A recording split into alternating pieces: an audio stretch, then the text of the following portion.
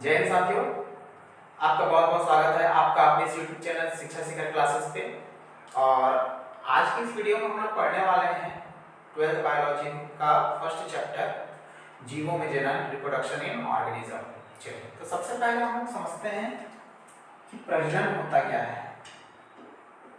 प्रजनन या फिर इसको हम लोग कहते हैं रिप्रोडक्शन। तो ये जो रिप्रोडक्शन जो शब्द है ये दो शब्दों से मिलकर के बना है। यदि ध्यान दे तो री और दूसरा हो जाएगा प्रोडक्शन।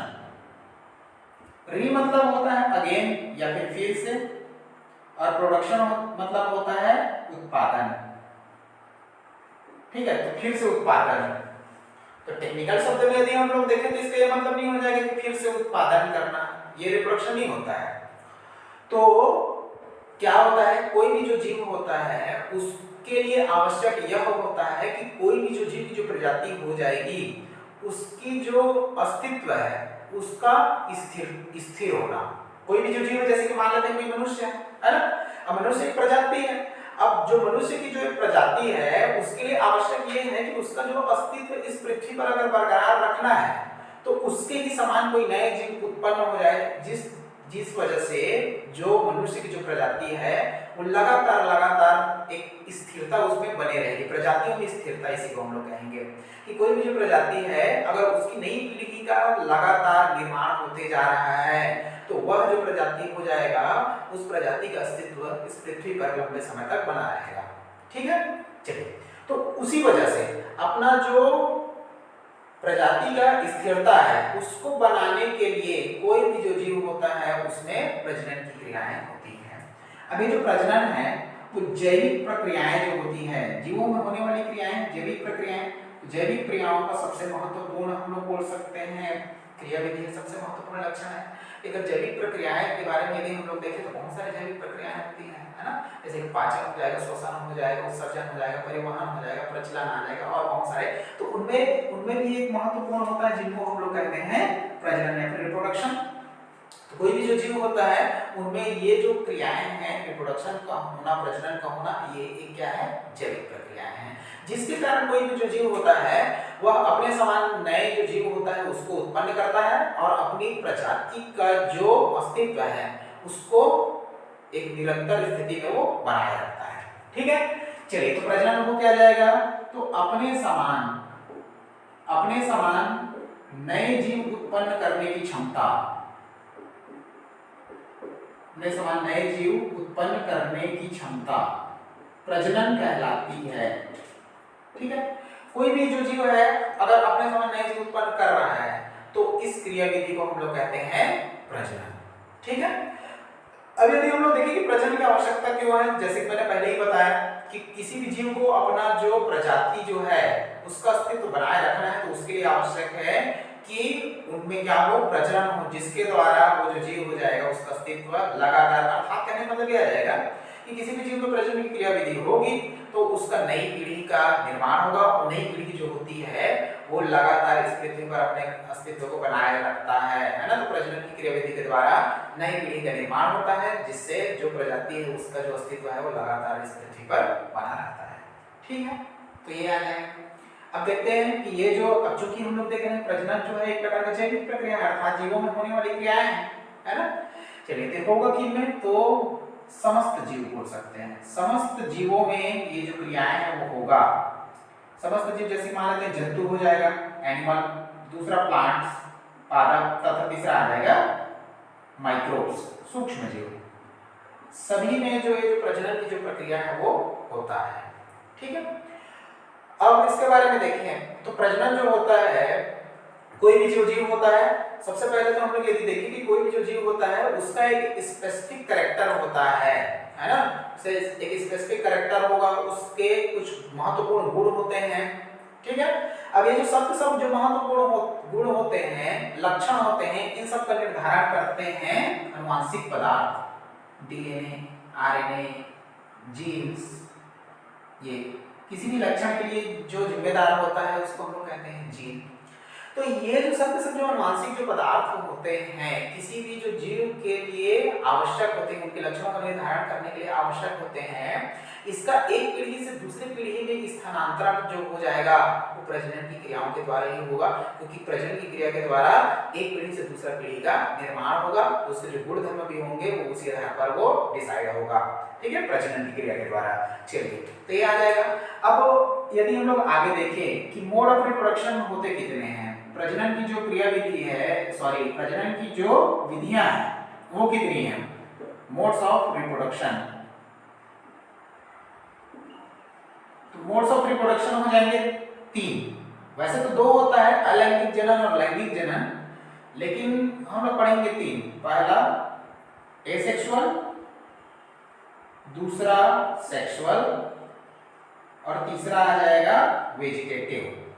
हालांकि ये जो वेजिटेटिव रिप्रोडक्शन जो है उसको इसके अंतर्गत रखा जाता है, एसेक्सुअल रिप्रोडक्शन के अंतर्गत, इसी वजह से जो अपना जो प्रकार हो जाते हैं, मोड्स ऑफ रिप्रोडक्शन हो जाता है, वो हो जाता है 2, एसेक्सुअल, सेक्सुअल रिप्रोडक्शन, ठीक है। चलिए तो इसको देखते हैं। तो आज की वीडियो में हम लोग कवर करेंगे एसेक्सुअल रिप्रोडक्शन, ठीक है। चलिए तो जो मोड्स ऑफ रिप्रोडक्शन हो जाएगा 3, एसेक्सुअल अलैंगिक जनन, सेक्सुअल लैंगिक जनन और तीसरा हो जाएगा वेजिटेटिव, ठीक है, जिसको हम लोग वर्धी जनन या फिर कायिक जनन भी कहते हैं, ठीक है। चलिए अब यदि हम लोग देखें आगे कि समस्त जीवों में होता है, जंतुओं में होता है, पादप में होता है, सूक्ष्म जीवों में होता है, सभी जीवों में होगा, और ये जो प्रकार हैं इन्हीं प्रकारों के द्वारा इन जीवों में जो प्रजनन की क्रिया है वो होता है।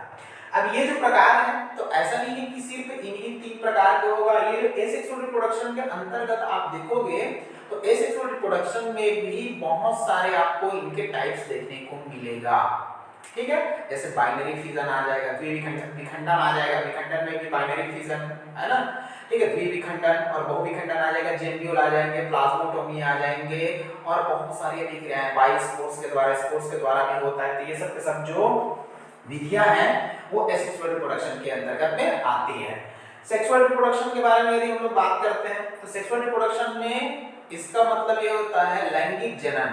लैंगिक जनन जो होता है वो सेक्सुअल डायमॉर्फिज्म को दर्शाता है। सेक्सुअल डायमॉर्फिज्म को हम लोग बोल सकते हैं लैंगिक द्विरूपता, समद्विरूपता।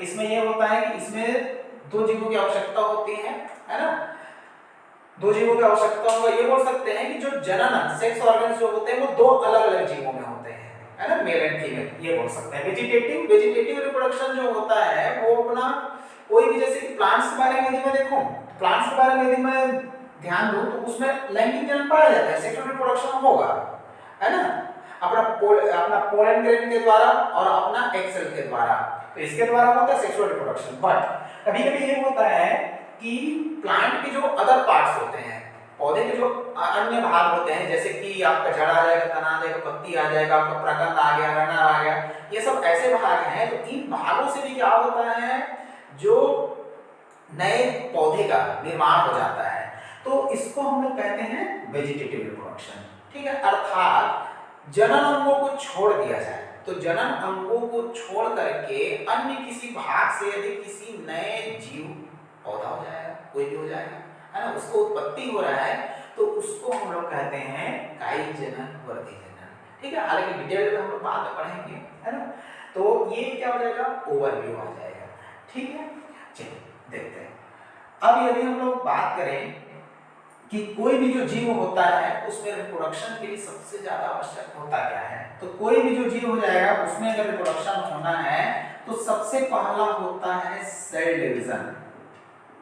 सेल डिवीजन रिप्रोडक्शन के लिए सबसे आवश्यक होता है सेल डिवीजन के बारे में जानना, कोशिका विभाजन, ठीक है।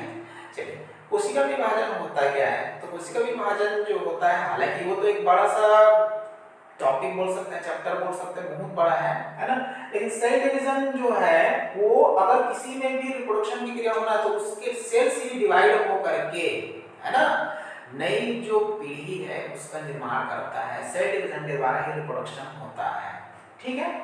चलिए अब देखते हैं सेल डिवीजन के बारे में। यदि मैं देखूं तो सेल डिवीजन होता है 3 प्रकार का, ए माइटोसिस, असूत्री, दूसरा माइटोसिस समसूत्री और तीसरा हो जाएगा मियोसिस। अर्धसूत्री विभाजन। ठीक है, अगर हम लोग ध्यान दें कि अर्धसूत्री विभाजन, अर्धसूत्री विभाजन, समसूत्री विभाजन, असूत्री विभाजन है क्या, तो आपने क्लास 11 में पढ़ा ही होगा इनके बारे में डिटेल से कि असूत्री विभाजन क्या होता है, समसूत्री विभाजन क्या होता है, जिसको सोमैटिक डिवीजन भी कहा जाता है ना, और ये अपना मियोसिस या फिर अर्धसूत्री विभाजन होता क्या है। तो इनके द्वारा ही ये जो क्रियाविधि है, जनन की क्रियाविधि या फिर प्रजनन की क्रियाविधि, वो संपन्न होती है। ठीक है, चलिए देखते हैं। तो ये जो एसेक्सुअल रिप्रोडक्शन होता है, इसमें असूत्री एवं समसूत्री विभाजन होता है। तो एसेक्सुअल रिप्रोडक्शन में कभी भी मियोसिस या फिर अर्धसूत्री विभाजन है वो नहीं पाया जाता है। इसमें होता है आपका असूत्री विभाजन और अर्धसूत्री विभाजन होता है। ठीक है, बात करते हैं सेक्सुअल रिप्रोडक्शन में। तो सेक्सुअल रिप्रोडक्शन में होता है आपका मियोसिस। ठीक है, उसके अलावा प्लस हम लोग बोल सकते हैं आपका माइटोसिस होता है। ठीक है, चलिए ये आ जाएगा।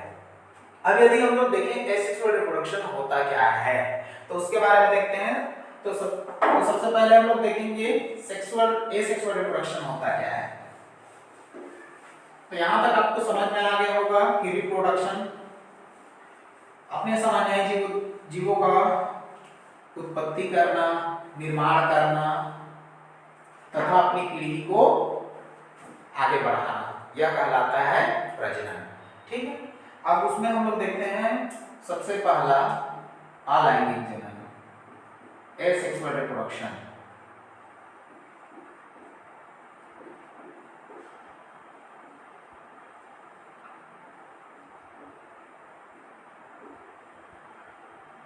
चलिए देखते हैं अलैंगिक जनन किसको कहेंगे। तो ये जो जनन होता है अलैंगिक जनन, तो एसेक्सुअल रिप्रोडक्शन के को हम लोग बोल सकते हैं कि अलैंगिक जनन जो होता है, इसमें सबसे पहले बात तो ये होता है मोनोपैरेंटल। कहने का मतलब ये आ जाएगा कि यह होता है एक जन की, एक जन की मतलब वह जनन, ठीक है, वह जनन जिसमें एक ही जीव भाग लेता है, यह कहलाता है अलैंगिक जनन। ठीक है, इसको हम लोग इसीलिए मोनोपेरेंटल, इसको हम लोग डिवीजन भी कह सकते हैं इसको। ठीक है, चलिए आ जाएगा। तो अलैंगिक जनन के बारे में यदि हम लोग देखें तो अलैंगिक जनन में एक ही जीव भाग लेता है दूसरा। ठीक है, इसमें कोई भी जो जीव होता है तो जीव का कायिक कोशिका ही जनन करता है। तो जीव का कायिक कोशिका जनन करता है। जैसे सेल्स जो होती है वो दो प्रकार की होती है ना, किसी भी जीव में होता है सेल्स दो प्रकार का होता है। पहला होता है सोमैटिक और दूसरा होता है सोमैटिक सेल्स हो जाएगा, है ना, और दूसरा हो जाएगा जर्म सेल। ठीक है, जैसे कि हम लोग यदि ध्यान दें सोमैटिक सेल्स किसको कहते हैं, तो कायिक कोशिका मतलब कहने का मतलब ये है, और दूसरा जर्म कोशिका मतलब हम लोग इसको बोलेंगे जनन कोशिका, ये ऐसा है जनन कोशिका। तो यदि हम लोग ध्यान दें कि कायिक कोशिका है क्या, तो सोमैटिक सेल्स वे कोशिकाएं वे सेल्स होती हैं जो कि शरीर के सभी भागों को बनाने का कार्य करता है, सिर्फ जनन अंगों को छोड़ करके। ठीक है, तो जनन अंगों को जो छोड़ करके सभी जो कोशिकाओं का सभी भागों का शरीर के सभी भागों का निर्माण करेगा, उसको हम लोग कहेंगे सोमैटिक सेल्स। ठीक है, दूसरा उसके अलावा यदि हम लोग ध्यान दें कि ये जो जर्म सेल्स वो होता है क्या, जर्म सेल्स जैसे कि इसका नाम है जनन कोशिका, तो यह जो होता है जनन कोशिकाएं जो होती है वो जनन अंगों का निर्माण करता है तथा जनन अंग के साथ में जो गैमेट्स होते हैं, युग्मक जो होता है, मेल गैमेट फीमेल गैमेट अलग अलग होते हैं, तो उनका निर्माण करता है। ठीक है, ये दो प्रकार के सेल्स आ जाएंगे। तो इसमें जो जीव का जो कायिक जो कोशिका होता है, जो शरीर होता है, शरीर ही क्या हो जाता है, विभाजित हो जाता है ना। तो कायिक कोशिका है जो होता है, जीव का जो कायिक कोशिका होता है क्या होता है, जनन करता है। ठीक है, चलिए तीसरा यदि मैं बात करूं कि इसमें होता क्या है अलैंगिक जनन में, तो तीसरा हम लोग ये देखेंगे कि इसमें गैमेट्स का फॉर्मेशन नहीं होता है। ठीक है, गैमेट्स नहीं बनते हैं। गैमेट्स जिनको हम लोग युग्मक कहते हैं, तो गैमेट बनता ही नहीं है। अब गैमेट्स है क्या, तो प्रजनन की इकाई को युग्मक कहा जाता है या फिर हम लोग गैमेट्स कहते हैं। ठीक है, चलिए, तो उसको हम लोग जैसे कि गैमेट्स आ जाएगा, तो कोई भी जो जीव होता है उससे दो अलग अलग प्रकार के गैमेट्स का निर्माण, हालांकि ये तो सेक्सुअल रिप्रोडक्शन का कैरेक्टर है ना। तो इसमें क्या होता है, दो अलग प्रकार के गैमेट्स होते हैं, उनमें फ्यूजन होता है, संलयन होता है, जिसके द्वारा नई कोशिका का निर्माण होता है। गैमेट्स हालांकि सेल्स की होती है ना, ठीक है। तो ये जो सेल्स जो होते हैं वो आपस में फ्यूज करते हैं और नए सेल का निर्माण कर लेता है। तो ये वाले जो प्रक्रिया है वह इसमें नहीं बनता है, तो गैमेट्स वगैरह नहीं बनते हैं, ठीक है। अगला हम लोग बोलेंगे कि जब गैमेट ही नहीं बनता तो इसमें फ्यूजन तो होगा ही नहीं, फ्यूजन अर्थात निषेचन या फिर संलयन, तो संलयन तो इसमें नहीं होगा, ठीक है, संलयन नहीं होगा। अब संलयन नहीं होगा तो जाइगोट भी नहीं बनेगा, ठीक है। ये है सर। पांचवें यदि मैं बात करूं तो इसमें ये होता है कि एक ही जीव का मतलब वो जो जीव होगा एक ही जीव, तो हम लोग बोलेंगे मोनोपेरेंटल तो आएगी, एक जन की है, एक ही जीव इसमें भाग लेगा। तो उसी एक ही जो जीव जो होता है उसका शरीर जो होता है या तो दो भागों में बंटेगा या फिर कई भागों में बंट करके नए जीव का निर्माण कर लेता है, ठीक है। जिसके कारण इसमें जो समय है, समय बहुत कम लगता है, समय बहुत कम लगता है। समय बहुत कम इसीलिए लगेगा क्योंकि अगर इसमें गैमेट्स का फॉर्मेशन होता तो गैमेट्स के फॉर्मेशन के लिए अलग से प्रोसेस होता, उसके लिए समय लगता। उसके अलावा ये जो है उनमें फ्यूजन होता तो फ्यूजन के लिए अलग, फ्यूजन के बाद नया सेल्स बनता, जाइगोट बनता, तो उसमें अलग समय लगता। जाइगोट में यदि डेवलपमेंट होता उसके द्वारा कोई नया जीव बनता तो उसमें अलग समय लगता। तो ये जो जितने भी जो समय जो है उसकी काफी इसमें बचत होती है, तो इसमें जो है समय बहुत कम लगता है, ठीक है, ये बोल सकते हैं। उसके अलावा इसमें जो रिप्रोडक्शन सेल डिवीजन जो होता है वो होता है आपका amitosis plus mitosis, mitosis division होता है, ठीक है। और नया जो बनने वाला जो जीव होता है एमाइटोसिस या फिर माइटोसिस के द्वारा एसेक्सुअल रिप्रोडक्शन होगा, और एसेक्सुअल रिप्रोडक्शन के बाद जो नए जो बनने वाला जो जीव जो होता है वह हूबहू ऐसे होगा क्योंकि अपना माइटोसिस ही पाया जा रहा है, माइटोसिस होगा। माइटोसिस है क्या, तो कोई भी जो नया बनने वाली कोशिकाएं होती हैं वो अपने जो पेरेंट सेल होता है उसी के समान, उसमें भी क्रोमोसोम होता है, संरचनाएं वगैरह सब सेम ही होती हैं, तो सेम टू सेम इसमें भी होता ये है कि अलैंगिक जनन के द्वारा जो कोई भी नया जो जीव बनेगा वो क्या होगा, तो वो भी सेम टू सेम अपने जो पेरेंट्स होता है उसी के समान होता है, जिसको हम लोग कहते हैं क्लोन। तो बनने वाला जो जीव होता है नया जीव उसको हम लोग क्लोन कहेंगे, ठीक है। और प्रत्येक क्लोन को हम लोग कहते हैं रेमेट वर्ड यूज करते हैं प्रत्येक क्लोन के लिए, ठीक है। चलिए ये आ जाएगा। तो एसेक्सुअल रिप्रोडक्शन होना है, एसेक्सुअल रिप्रोडक्शन में मान लेता हूं अमीबा में होना है, ये ऐसा करके ये अमीबा हो जाएगा। तो अमीबा में क्या होगा, अमीबा में दो ही चीजें होना है, एक तो उसका साइटोकाइनेसिस, दूसरा karyokinesis. Cytokinesis cell division, cytokinesis मतलब होता क्या है कि इसका साइटोप्लाज्म में डिवाइड होने लगेगा धीरे धीरे। कैरियोकाइनेसिस में क्या होगा, इसका जो अपना न्यूक्लियस होता है वो डिवाइड होगा, तो वो दोनों को दोनों डिवाइड करके क्या कर लेगा, दो अलग अलग प्रकार की जो अलग अलग प्रकार नहीं बोलेंगे, मतलब दो अलग कोशिकाओं का निर्माण कर लेगा जो कि सेम टू सेम ये जो अपने जो पेरेंट्स वाले हैं इसमें लिख देता हूं पेरेंट्स अमीबा, और ये डॉटर अमीबा और ये भी अपना डॉटर अमीबा। तो ये जो दोनों जो डॉटर अमीबा है वो सेम टू सेम होंगे किसके जैसे, अमीबा के जैसे, ठीक है। और तो यही कहा जाता है आपका एसेक्सुअल रिप्रोडक्शन। और एसेक्सुअल रिप्रोडक्शन के अंतर्गत कोई भी जो जीव होता है वो खुद एक जीव अपने ही समान हजारों बहुत ज्यादा संख्याओं में क्या कर सकता है, नए जीव का उत्पादन कर सकता है, ठीक है। जैसे कि यदि हम लोग ध्यान दें जैसे कि अमीबा प्रोटोजोआ है ना, अब प्रोटोजोआ होता है वो बहुत सारे जो प्रोटोजोआस होते हैं वो रोग कारक होते हैं, ठीक है। जैसे एमीबियासिस जो फैलाएगा वो आपका फैलाएगा एंटीअमीबल हिस्टोलिटिका। तो ये जो होता है जैसी बॉडी में इंटर करता है ये जो है वो एसेक्सुअल रिप्रोडक्शन करने लगता है, अलैंगिक जनन करने लगता है, जिसके द्वारा बहुत ज्यादा संख्या में अपने आप को फैला लेता है। और उस वजह से हम लोगों का जो शरीर होता है वो धीरे धीरे करते करते रोगग्रस्त होने लगता है, क्योंकि इनकी जो संख्याएं हैं वो काफी जल्दी जो होती है वो बढ़ जाती है, ठीक है। ये आ जाएगा। तो अलैंगिक जनन आपको समझ में आया होगा। तो ये जो होता है वो एक जन होता है। दूसरा जो जीव का जो कायिक जो शरीर जो होता है वही भाग लेता है ना। तीसरा गैमेट्स वगैरह कुछ नहीं बनेगा, जब गैमेट्स नहीं बनेगा तो उनमें फ्यूजन नहीं होगा, फ्यूजन नहीं होगा तो उनमें जाइगोट वगैरह किसी का भी निर्माण नहीं होगा।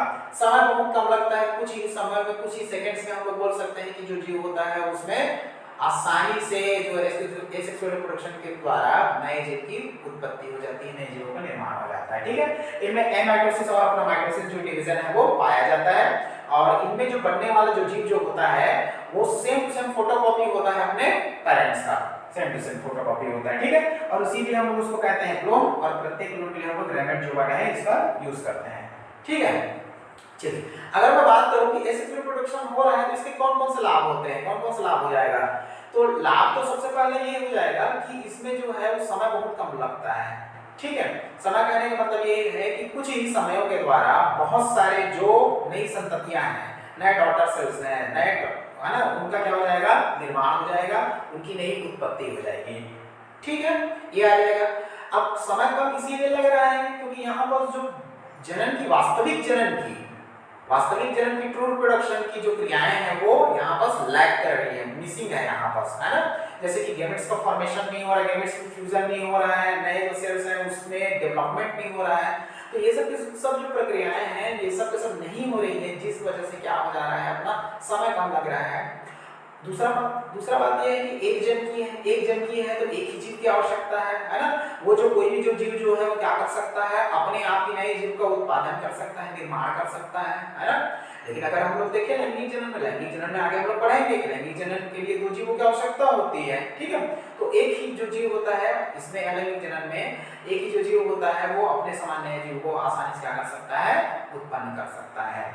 ठीक है, चलिए तो एक ही जो जीव है तो समय कम लगेगा, आसानी से कर सकता है। उसके अलावा हम लोग तीसरा बोल सकते हैं कि एक ही बार में जो होता है वो हजारों की संख्या में क्या हो जाएगा, नए संततियों का निर्माण कर लेगा। जैसे कि हम लोग बोल सकते हैं बहुविखंडन, जो बहुविखंडन होता है तो इसका जो सेल्स होता है वो बहुत सारे छोटे छोटे टुकड़ों में, नए सेल्स में क्या हो जाता है, डिवाइड हो जाता है, जिसके कारण एक ही बार में हजारों की संख्या में संततियों का उत्पादन हो जाता है।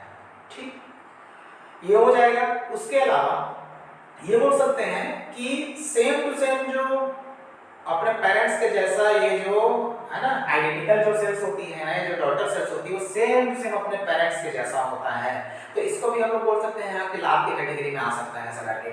अगर हम लोग देखें अलैंगिक जनन से हानियां क्या क्या है, कौन से हानियां हैं ऐसा करके, तो ये जो अलैंगिक जनन होता है इसमें विभिन्नताएं बिल्कुल भी उत्पन्न नहीं हो सकती। इनमें अलैंगिक जनन के द्वारा विभिन्नताएं जो वेरिएशंस होती हैं, है ना, ठीक है, वेरिएशंस जो म्यूटेशंस के द्वारा होगा, तो इनमें जो वेरिएशन जो विभिन्नताएं हैं जीवों में, नई प्रकार की जो विभिन्नताएं आती हैं, कोई भी जो प्रजाति होता है उसमें समानता के अलावा असमानता भी होती है जिसको विभिन्नता कहते हैं। तो इनमें जो ये जो वेरिएशंस है वो बिल्कुल भी नहीं होगा। क्यों? क्योंकि ये तो सेम टू सेम अपने पेरेंट्स के जैसे ही है ना, तो इनमें विभिन्नता वगैरह नहीं होती है। दूसरा, उसके अलावा हम लोग ये बोलेंगे कि इनमें इन्वायरमेंटल जो एडॉप्टेशन होता है, वातावरणीय अनुकूलता, तो ये जो होते हैं वातावरणीय अनुकूलता के प्रति ये जो होते हैं काफी सेंसिटिव होते हैं, है ना। इनमें वातावरणीय अनुकूलता जो है वो आसानी से नहीं होता है ना, और ये ज्यादा लंबे समय तक ये जो है वो जीवित नहीं रहते हैं। ठीक है, तो ये कुछ इनके हानियां हम लोग बोल सकते हैं कि एसेक्सुअल रिप्रोडक्शन हो रहा है तो इनके कुछ हानियां आ जाएंगे। ठीक है, तो ये अपना हो जाएगा एसेक्सुअल रिप्रोडक्शन का एक तरीके का इंट्रोडक्शन। नेक्स्ट वीडियो में हम लोग देखेंगे एसेक्सुअल रिप्रोडक्शन के जो टाइप्स होते हैं, कौन कौन से भाग होते हैं अलैंगिक जनन के, तो अगले वीडियो में हम लोग उनको कवर करेंगे।